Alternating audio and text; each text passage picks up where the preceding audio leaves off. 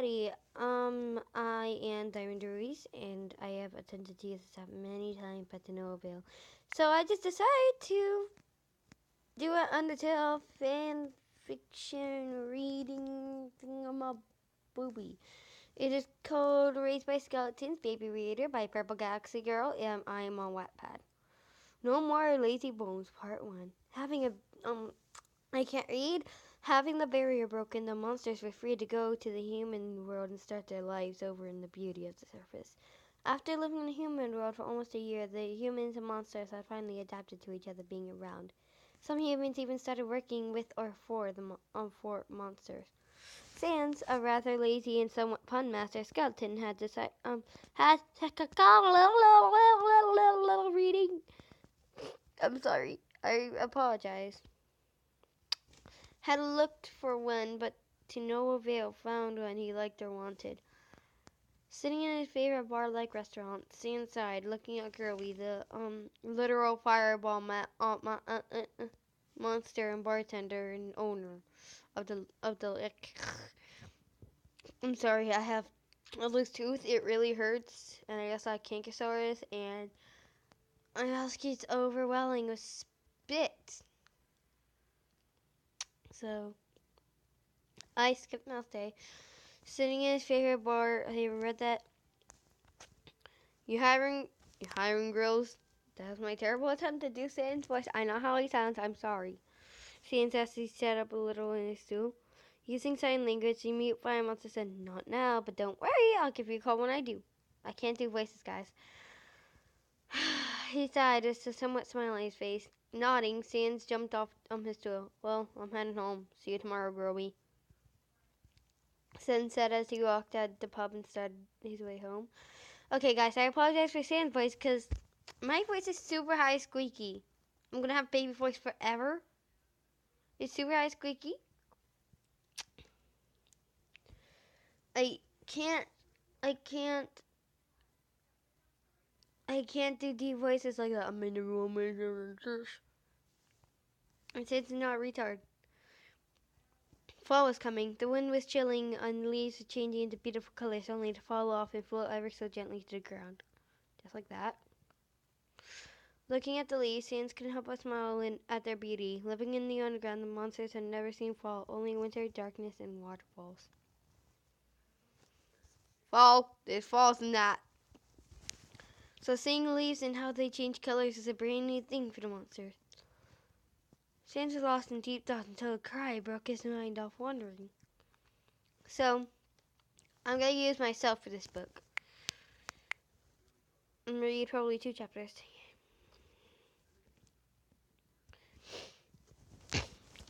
Looking around to see who or what had made the cry, he spotted a basket on a bench. Walking over to the basket, he saw an infant inside wrapped with red blankets. They are a human child with pale skin due to being out in the cold, awful air, a faint patch of dark brown hair on their head. The nose was red and running, their cheeks were rosy and stained with the tears of wanting someone to get them out of the harsh autumn air. Looking at the baby with worry, Sans looked around the area to see if anyone was around looking for the child, or was the one leaving the child there. Seeing no one, the skeleton picked up the basket and rushed home to get the child warm. Once in his home, he set the basket on the couch and carefully took the child out of the basket, holding them close to his chest, trying to keep them warm. The child looked up at Sans with beautiful, dark brown eyes. They cooed and held tightly onto Sans' blue jacket, smiling. Sans softly chuckled at the child. "Well, I guess I found my new job," he said as he gently placed his hands on the child's cheek to see if they were warming up. Thankfully, they were warming up. "I'll have to see Toriel and ask her how I can take care of you," Sans said as his forever smile grew wider. "I'll take care of you, kiddo, so don't worry," he said as the small human put their small hand over his bony one and cooed, wondering of what they're feeling. So there, part 2. As a young child had warmed up Sans, found some of Papyrus's old baby clothes. Oh, I can imagine Papyrus's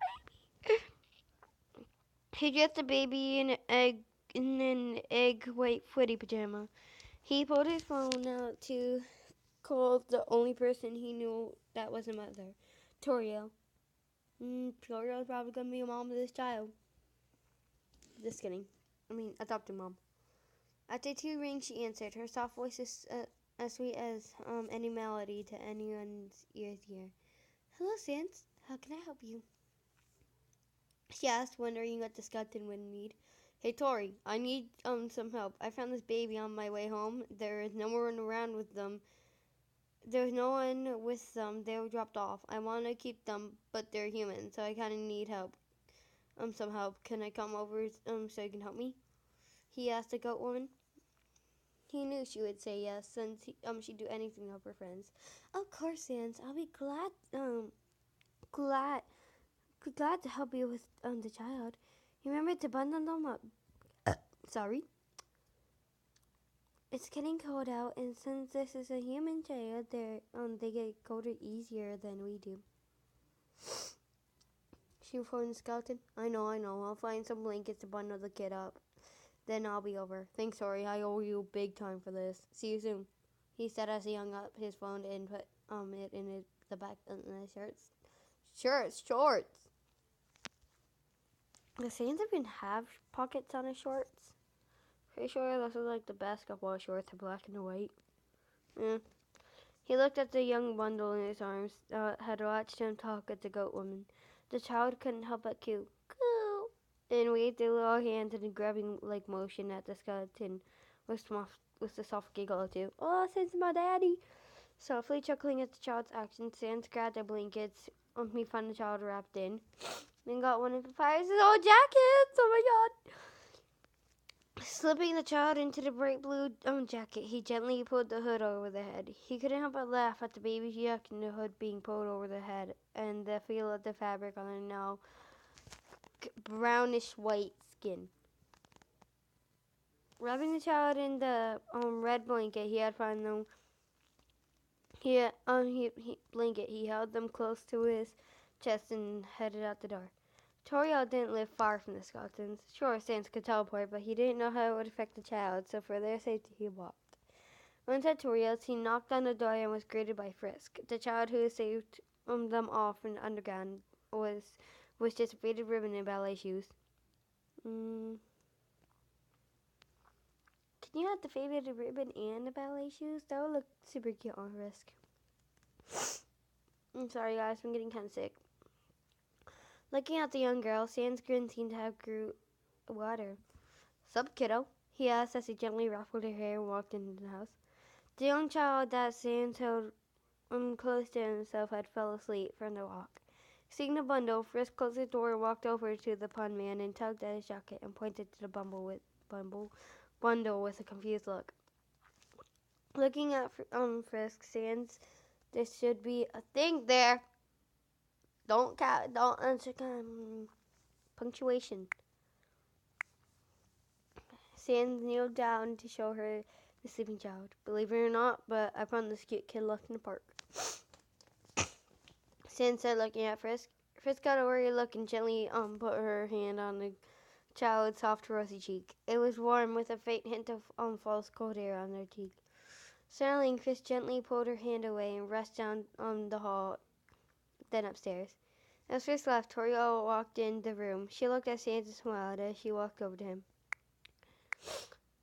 Hi, Sans, she said as she looked at the child and said, Oh, they're such a beautiful baby, she said as she took the sleeping child from the skeleton and carefully unwrapped the blanket and took the hood off their head. She smiled with when the baby rubbed their eyes and stretched out their arms. Well, hello, sleepyhead. I'm glad you're up, she said with a smile as she unzipped the jacket the child was wearing and took it off. Walking into the living room, she sat the blanket and hoodie in the chair, then sat on the couch, holding the child in their lap, holding them under their armpits so they could sit up as well and look around at the new surroundings. Do you know what gender they are? She asked, looking at Sans as he sat next to her. No, I was wondering if you could check, he asked, his cheekbones turning a soft blue tint from embarrassment. Softly laughing, Toriel laid the child on the couch. She unzipped the sleeper they were in and undid the diaper to see the baby was girl. Hey! Looking at Sam, she smiled. They're a girl, she said with a smile as she carefully redid the diaper and the sleeping and then carefully in the sleeper, then carefully sat them up and held their little hands so they wouldn't fall back. So what are you going to name them? Toriel asked, looking at Sans. Sans sat on the couch, looking at the little girl, carefully picking them up. He looked at them as they smiled and cooed at the sight of her familiar face. Diamond, is what Sans said. I'll call them Diamond. He said the name again, getting used to the name. With his grin growing, I thought his grin was already grew. Sans held Diamond close to him with his hand on her head. Frisk ran down the stairs with a small white goat plush. Running over to Sans and Diamond, she smiled and handed the plush to Diamond. And smiled. Again, because apparently she has two mouths, so she can smile twice. Sans smiled. Thanks, Frisk. I'm sure Diamond will love this, he said, smiling. Diamond laughed and cooed as she held the plush close and tight. That will have to do it for our fan fiction reading. I hope you guys enjoyed this video, and I will see you next time. Bye!